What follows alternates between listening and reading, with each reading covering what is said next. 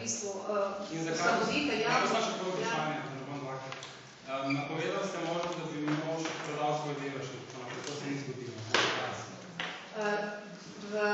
Zgodilo se ni iz tega razloga, ker v bistvu, če so transparentna javna naročila, če se ve, na kaj se lahko kandidira, kaj ne,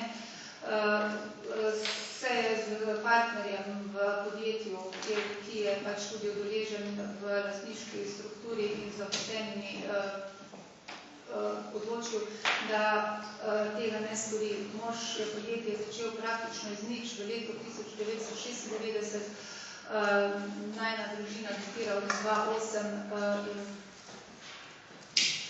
tako se je pač odločil, kot se je. Pogodbe z ministrstvom oziroma bolnišnicami? Javna naročila v bistvu zadeve v preteklosti direktne pogodbe z ministrstvom za zdravje, kolikor je meni povedal, ni podpisal. S bolnišnicami pa ni problem, če piše pogodbe? Ne, ker investicije vodi ministrstvo. Ne razumem. Se pravi, menite, da... Ja, lahko povem vprašanje. Menite, da ni težava, če podjetje vašega moža sklene pogodbo z ministrstvom?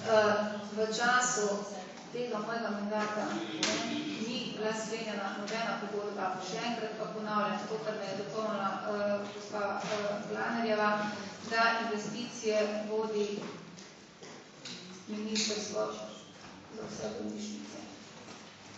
Še eno vprašanje. Vi ste rekli, da vaš mož